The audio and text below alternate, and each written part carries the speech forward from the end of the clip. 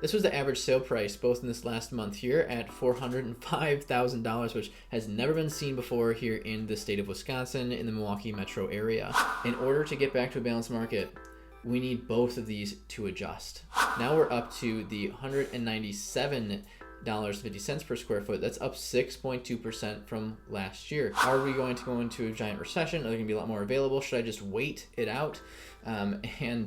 Because of how aggressive it is. And I'll show you why I don't think it's going to be a big crash or bubble burst because of the statistics. The Milwaukee housing market is at an all-time high, crossing over $400,000 for an average sale price for the very first time ever. And in this video, I'm going to go over the statistics and show you exactly why. My name is Jacob Sheets, your Wisconsin realtor, and on this channel we like to give helpful buyers and sellers tips, train up other realtors to do the same, and highlight the really cool things happening here in Wisconsin. And the only two things I'm asking for you to do is 1, subscribe and ring the notification doorbell below so that you don't miss any of the future videos and support the channel, and 2, you think of us. The next time you're looking to buy or sell real estate anywhere in the state of Wisconsin, I will have a link where you can book directly onto my calendar or one of my partnering agents' calendars anywhere in the entire state of Wisconsin, both in the pinned comment below and the very top of the description, so you can make sure to get connected to someone who really cares about you and does a good job. All right, let's get into the stats. All right, if you've watched any of my other market update videos in the past, you cannot hear me say enough and stress the two things that actually matter when looking at a market update video is supply and demand. That's it. But if you can boil it down, you'll be able to say, is it a good time for me to buy? Is it a good time for me to sell? Should I wait? Let's look at the past history and go from there. This was the average sale price both in this last month here at $405,000, which has never been seen before here in the state of Wisconsin in the Milwaukee metro area. Now you go down here, you can see, I'd say probably within the last couple of years, I usually say my average sale price for my market, not just my sales, but my market is around the $333,000. Now let's look at this graph right here. So the June stats, we'll go through this step by step and I'll give you the heads up. So active listings, they are down 1,000 listings. Well, I guess 800-ish. But in that 800 to 1,000 range, that's a lot less when you're looking at only 3,000 houses in the market last year versus now. That's 23% less. What does that mean to you? That means that there's just simply less inventory on the market. You'll see it in a graph later that I have for you, but all the way back in 2015, we actually had 8,000 homes on the market, active listings ready to buy. And now we're looking at a difference in a drop in 800 to or 1,000-ish range in the matter of 1 year, all the way down to the super sparse 2,400, 2,500 range, which you'll see in the graph and the line graph later. Holy cow, like it is the crazy low point. That means low supply, okay? Now, sold listings. We're down in sold listings, so you're like, okay, so that means there should be higher supply from last year. But keep in mind, we want to see there's a drop in about 500 sold listings, and here was a drop of about 800 active listings. That's still a delta or a difference of about 300 properties. Supply is still decreasing because this is going down faster than these sold listings, down 22% from last year. Now the median price per square foot, this was, in prior videos, we were at like the 150 to 160 price per square foot range. Now we're up to the $197.50 per square foot. That's up 6.2% from last year. Months of supply, we're at 1.6, same as last year. So if there's more than 6 months of inventory, then it is a buyer's market. They have leverage. Now, if it's below 6 months, it's a seller's market. Now, with how aggressive, how crazy, we've been in an inventory drought, especially here in our area, in our market, anything between 4 and 6 months, that is now a balanced market. We're pretty far off of that, right? A reminder, if there's 100 houses on the market right now and 100 houses sold last month, that means that we only have 1 month of inventory. Why? Because if it went at the same pace of what we have right now, we would have only 1 month left of supply before there was literally 0 houses left for sale. So 1.6, that's not a lot.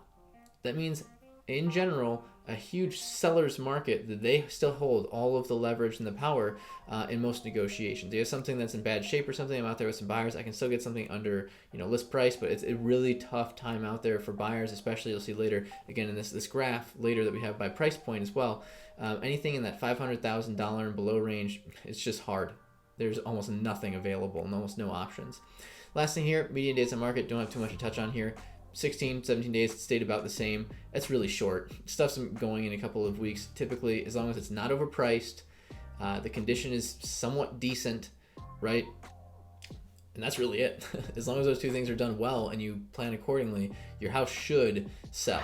Now, let's take a look at the actual deep dive statistics of what's going on in the market so we can look at everything. Now, if we take a peek at this screen, this was the main packet I use in all my other videos, and I've actually had people reach out to me for a little more in depth. So this is, you'll be able to see trends going, this is all the way back to 2015 for just about every statistic. Now this is every single property in the Milwaukee metro area all averaged together or combined together. People have been asking me, like, what about in the luxury market? 700,000 and up, $1 million and up, right? They're like, what is going on, and break it out, and how does it skew the data? Or, if there's a bunch of houses that sold at $100,000 or less, what does it look like? I have another packet for you right here, and this has all of the properties broken out. Here's first by single family and condos, right? And then right here we have all of the properties that are broken out by price point. It is here, right? So we can take a look at this. I'm gonna cover this after we take the big picture. So let's zoom out, 10,000 foot view, and then zoom back in at that 100-foot view and be able to see what's going on by category of price right after we see what's going on in the big macro, okay? So let's take a look here. I'll stop in this in case anyone wants to pause and look at these back-to-back listings in view of 2020 to 2023 now, but I like to go in it's a little bit bigger on this and just focus on the visual side of things with the graphs, okay? So historical new listings, we're right on trend of coming up for new listings. It's not super abnormal for the amount of new listings. When we look here, we go over here, this is 2,000-ish new listings that are on the market here in 2023. But if we look, from a trend perspective, seasonally, right on point. But if we look at from year over year, this 2021, 2022, 2023, there's so much less available, right? 3,000 down to 2,500, down to 2,000. What does that mean? Lower supply, right? Less available. So that means that there's usually a little bit more leverage for those sellers and a lot of bit hard time for those buyers. I know I have some buyers right now that are probably watching that are like laughing right now because of how intense the competition is. We've had one property as well we put in offers in on. There were 46 offers. Now this was a pretty underpriced home that was almost move-in ready in a very hot upcoming area, and needless to say, that stuff is happening. But when we go to closed sales, this is very, very, very interesting for me because we can see the trends is right on board for seasonal. But if we look right here in July and right here in July, what we can anticipate for the next months to come, we're going to see less closings coming up, most likely because every single year has been the same, even during the pandemic and before the pandemic. Those have then gone downward. So my guess is we're only going to be creeping up maybe a little bit higher here for closed sales and then going downwards because of what we have coming up also in pending sales. It's trending downwards. Days on market.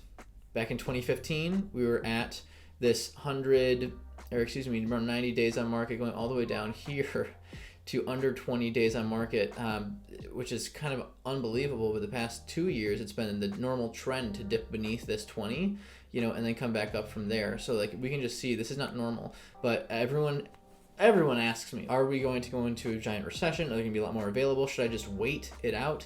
And yeah, because of how aggressive it is. And I'll show you why I don't think it's going to be a big crash or bubble burst because of the statistics. The historical average sale price, it's trending up, right? We're now cracked over $400,000. That has never happened in Milwaukee metro area. It's huge. And why?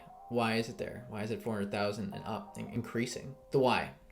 It is because there is such low supply. Every single thing that we've said up until this point is saying supply and demand has been supply down, down, down, down, down, down, down, and less properties on the market, less active properties coming on the market.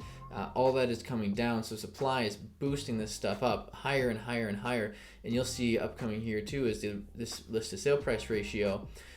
This right here is 100%. So if I list it for $100,000, I'm getting $100,000 at the end of the day, which is not super normal in a traditional market. You can see back in 2015, we were getting close to 90%. So I would have sold that house for $90,000 instead of $100. And now we're looking at normal. It's crazy that this is the case, but I feel it in the market too when I'm out in the trenches with buyers and sellers. They were almost identical, which is nuts because this is not normal. This is abnormality. What does it mean for you sellers? Your supply is so freaking low. Get on the market, and you're seeing here almost every year when we're in this July time, it pitches back downward. So if your goal is just to get the most, list to sale price ratio or whatever, I want a bunch of competition going over asking, you want to get down there now, like literally right now before this continues to go down, because this is a lag indicator of saying when we have high demand, lots and lots of demand, that showed up here in this chart. Okay, so when we look at this, anything that when we have over 100% list to sale price ratio, that means our demand is through the freaking roof, right? It is so high that people are willing to just open up their wallets. I'll overpay. Here, I'll throw it in the incinerator and just hand over my extra money to you, seller. I just want a house. I just need a house. What does that say? Crazy, unbelievably high demand. And we've had it during the spring, you can see here, and into summer markets, the beginning of the summer markets, this crazy demand for the past 1, 2, 3 years. I mean, if you include this year as one, right? And then it kind of tapers back down. So this tells us later on in the year, there's less demand. And the supply has been just draining and draining and draining and draining. In order to get back to a balanced market, we need both of these to adjust, right? And which is why, and this is probably the most important part of the video, this is why when people say, is there going to be a crash, it's very hard to get both of these to move at the same time and to meet in the middle. So even if there's a large decrease in demand, right, there's just less people in the market, like when we get to a seasonal time later on in fall, winter, it's over here. The only way that then it shifts over to the leverage being over to the sellers again is this supply also creeps up and creeps over that amount, right? So the supply just stays down here like it has for the past 3.5 years or so, and the demand just seasonally comes up and down. Our supply is still down here, and we're not going to get a shift in market. Now, my thought was after the pandemic, when all these I thought a lot more foreclosures would happen, and I thought that would bring the supply back up because of foreclosures, and we might get to be in the middle ground. But that has still been so low, and I don't foresee that happening in the near future. Even if that happens, we still need more supply to get balanced. So what I think might happen in the near future, especially with these increasing rates and all this other stuff, people are going to be boxed out of the market or just decide to wait, and it's going to come down a little bit with our seasonality. It's going to depend in the next year here how much more supply we get. I don't see any trends that are telling me, not huge building forecasts that are saying there's going to be a huge increase in supply over here, right? And being able to do that. So my prediction for the future is that it's still going to stay just about as it is, very aggressive, maybe trailing down a little bit in value because of those increased interest rates and the buyers that are going to be dropping out of the market a little bit. So a little bit lower demand. So I think it'll be even out or down a tiny bit maybe. But these types of prices, unfortunately, are here to stay. Inventory that's available. Take a look. Which lever is this? This goes back down to our supply going down, down, down, right? And this is the visual of it. Here's 2015. We had 8,000. I told you earlier, 8,000 houses on the market, and now we have 2, right? All the way down to 2. So what if I told you, picture this.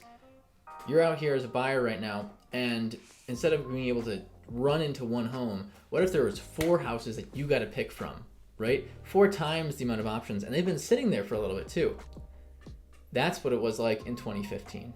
You come up forward into 2023 here, not the case. So it'll take a lot of effort to get from here back all the way up to 2015. And now on this slide, we have the months of supply, which we talked about earlier on that nice, pretty colorful graphic, right? And the months of supply that we have here, if we look down here, we have the 8 months. That was back in 2015. That means buyer's market, and this means high inventory. This means low inventory or low supply. but you can kind of consider this entire block right here 4 to 6 months worth of inventory. Right down here is like when it becomes balanced. Otherwise down here, sellers most likely will have almost all the leverage in this scenario. It's been going on so long, they're used to it. Eventually, as things do swing back up, it'll be an interesting shift, but we're still down here in the low inventory. I'm still calling it an inventory drought here in the Milwaukee metro area.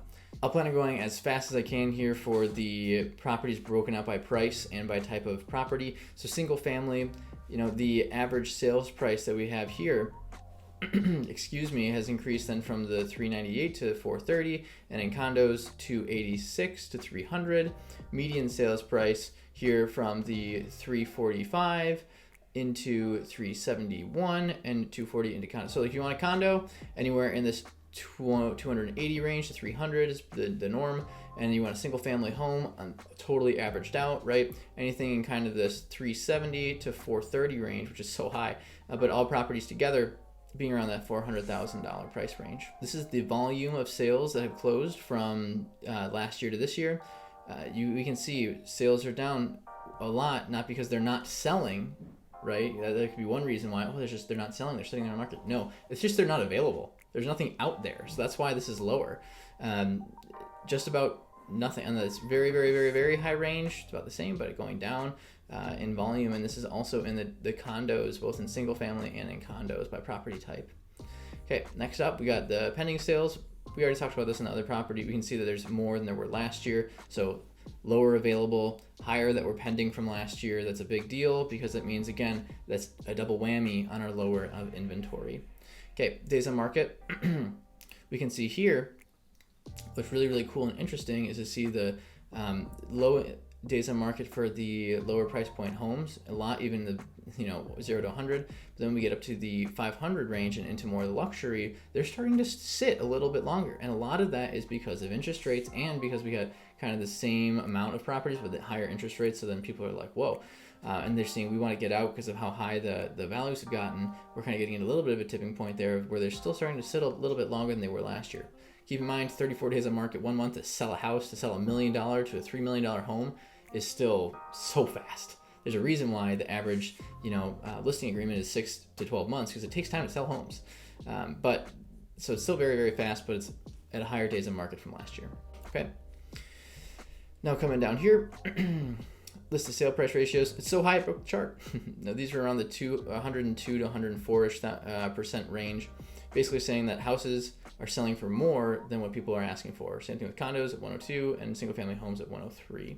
Okay, inventory of homes. This is our supply and demand lever, right? The supply is down, down, down, down, down. Okay, so again, in every single category that we have here, except for the luxury, we are seeing massive decreases in inventory or supply that's available, right? So inventory of homes. We have about the same, a little bit more here in the 700 to 1 million, and same thing with 1 to 3. The months of supply. Here we can see, since there's almost nothing, in our Milwaukee metro area that is really over 3 million, like it's not a big part of our market, it's a very small niche. You can see that it's really, really high because it gets skewed that way because of the lower amount of properties to actually base this data off of. So it's not like there's a bunch of properties at the 3 million range that are just sitting here wasting away. No, it just means that the ones that are there have been sitting for, quite some time, and there's not a lot that's selling. There's still some for sale, not necessarily a ton that are selling at the 3 million price range. All right, that does it for our July market update for the Milwaukee metro area. What do you think is going to happen? Do you think that our prices are going to stay at about that 400,000 average price range, or go up still some more, or it's going to be crashing down and plummeting and then we're going to be able to buy and discount soon? Please comment below, let us know your thoughts. And as a reminder, the 2 things I always ask for you guys: 1, subscribe to the channel, ring your notification doorbell below to make sure you see all of our future videos and support the channel. And 2, you think of us next time you're looking to buy or sell any type of property anywhere in Wisconsin. Go ahead and click the link below to schedule an appointment directly to make sure you're well taken care of and connected. Thank you so much, and we'll see you next time.